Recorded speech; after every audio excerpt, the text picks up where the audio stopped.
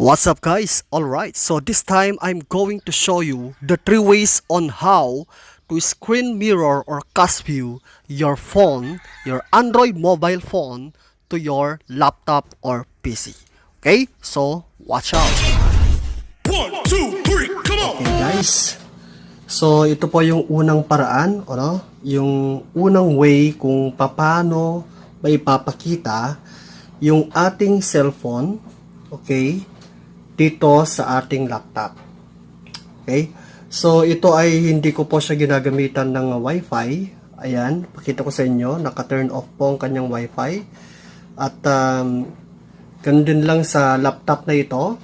Okay, so ang unang gagawin po natin ay hanapin po natin yung smart view. Okay, smart view ng cellphone na ito na gamit ko. Yan, click ko lang po yung smart view. Okay, pagkatapos punta na po ako dito sa laptop na ito. Kung makikita niyo yung cursor ko, and then i-type ko lang ang word na connect. Just click connect. Ayan, kahit anong laptop po ay pwede po ito mga kapatid, Ayan, kung makikita niyo yung connect, itong connect na ito, ayan. Ayan, built-in po ito sa latest laptop ng Windows 10, basta Windows 10, meron po ito. Click lang po natin ang connect. Ayan guys, kung makikita ninyo, mapapansin ninyo, okay, so ngayon, biglang may nagpakita na laptop, 6J1404J, siya na yun, ito na yung laptop na yun. Okay, so ngayon, ang gagawin po natin ay, i-click lang po natin itong smart view natin, yung code na binigay, and then may nakasabi o may nakasulat na start casting with smart view. Okay, so yan, i-click lang po natin yung smart o start view. So ayan na, makikita na natin na yung cellphone na gamit natin ay nagpakita din sa laptop. So, that is the first way kung papaano mai-connect o may mag-cast view o magkaroon ng smart mirror o mirror cast dito sa ating cellphone to laptop. Ayan, in-screen view niya po, kina-cast view niya po, mini-mirror screen niya po kung ano yung ginagawa sa cellphone. Ganun din lang ang may papakita sa laptop. So, yun po yung unang way mga kapatid, kung mapapansin ninyo. Ayan. Photos. Okay. Kapag in-scroll up ko, nag-scroll up din yun. Scroll down, nag-scroll down din po siya. So, itong unang way natin, first way natin ay hindi ko po siya ginamitan ng Wi-Fi or internet connection. Okay? So, yan po yung unang way natin. Okay. So, sa second way naman po, ang pangalawang way, para maipakita yung display natin sa cellphone, through sa laptop na yan, or through sa cellphone na ito, na may pakita yung display dyan sa laptop na yan, ay i-disconnect po muna natin to. Tandaan niyo po mga kapatid, hindi po ako gumamit ng internet connection. Okay? So, click disconnect para ma-disconnect na po. Okay? So, ngayon, pakita ko naman sa inyo yung pangalawang way, yung second way. Itong second way na ito ay kailangan din natin ng internet connection. Okay? So, yung second way ay ito. Tingnan po natin, second way. Ayan. So, ang second way po natin, ayan, gumamit po ako ng pangalawang laptop. Para makita po ninyo yung mga differences o uniqueness niya po, Gagamit ako ngayon ng with Wi-Fi. Ginamit ko itong laptop nito kasi malakas pa yung Wi-Fi niya, Yung pag-adapt niya sa internet connection, ayan, mapapansin po ninyo. Ngayon, dito sa aking cellphone, kailangan po nating i-on yung wireless fidelity o yung Wi-Fi natin. Okay? So, yung Wi-Fi o internet connection po natin para makasagap po yung display nito, itong phone na ito, sa ating laptop. Okay? So, ito yung pangalawang way. So, unang gagawin po natin ay hanapin lang po natin dito sa mga icons na nandito. Hanapin lang po natin dito yung link to Windows. Ayan, kung papansin yung link to Windows. Ito po yung link to Windows. Ayan, link to Windows. Click lang po natin yan. Okay. And then, i-on po natin. And then, click done. Para sa gayon, yung Windows po na hawak ko, itong cellphone na ito, ay may connect po siya sa kahit saang Windows ng laptop o Windows 10. Okay? So, ngayon, dito naman po sa ating desktop o laptop, i-search lang po natin ang, okay, type lang po natin ang phone dahil ito dati na pong naka-built in tong Windows 10 ko sa aking laptop sa phone na kinonfigure ko po siya.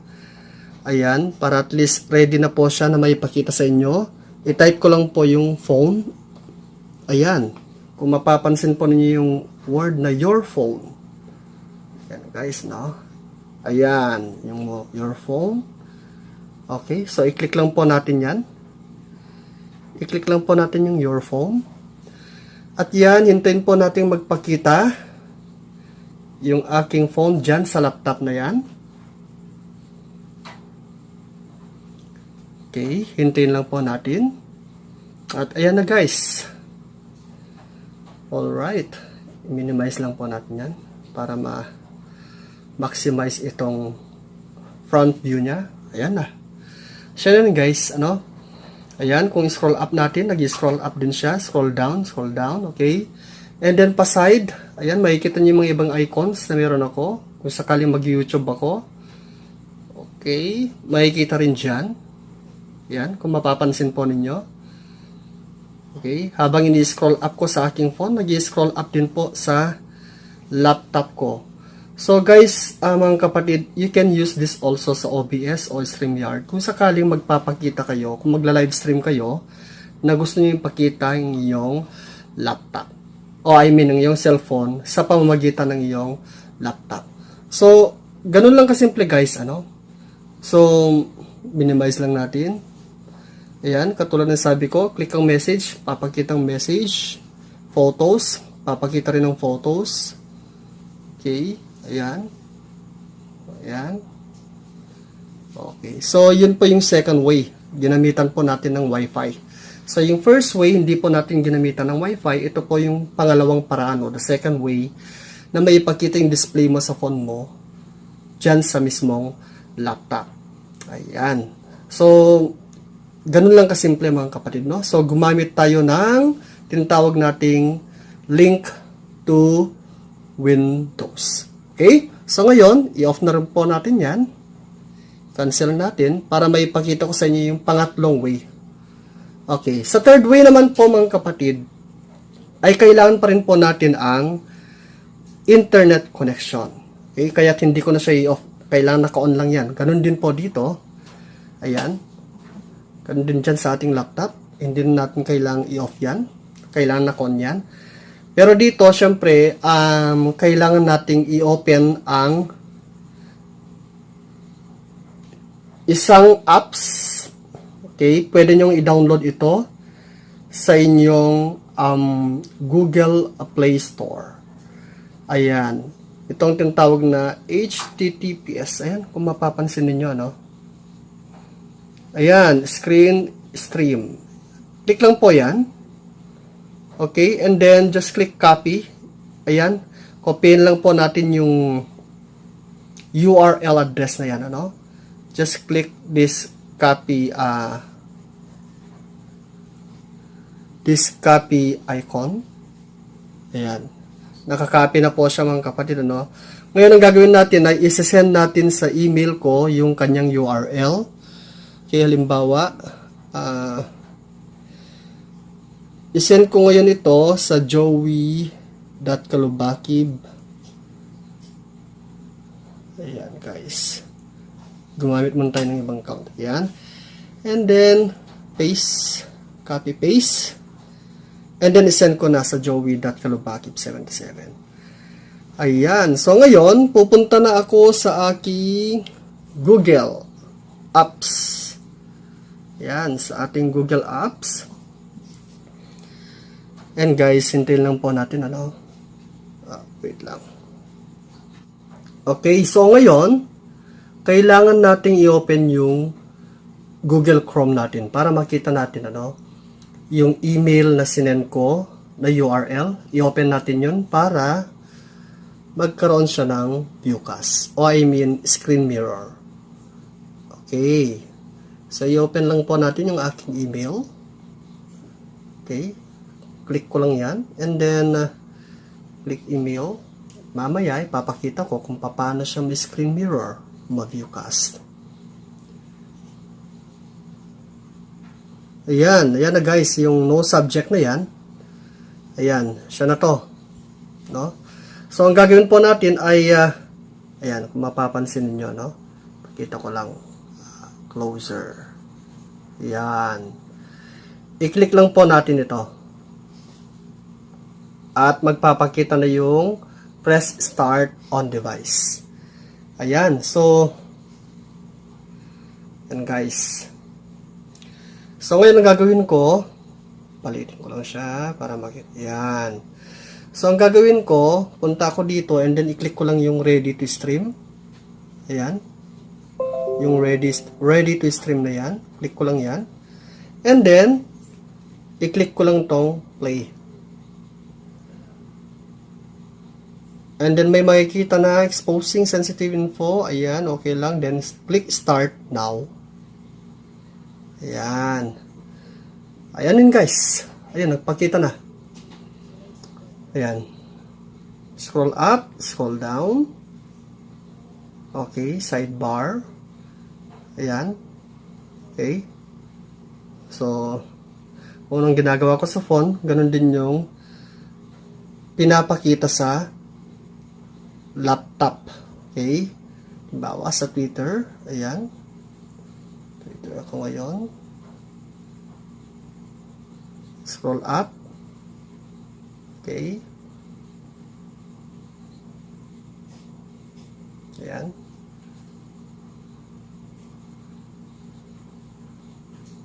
Back. Punta ako sa YouTube. Okay. So, guys, makikita nyo, di ba? Yung bilis ng aking phone, dyan din sa ini-screen niya. Sa mini mirror niya. Okay? So, kung anong ginagawa ko sa aking phone, ganun din naman nagpapakita sa laptop screen ninyo or laptop display ninyo. Yan. Diba? Okay. So, ganun lang kasimple guys. Ganun lang kasimple, ganun lang kadali. Ayan. Back. Okay. Tulad ng sabi ko, kahit pupunta kayo sa photos or videos, ayan, bawat lang. Okay. O, diba?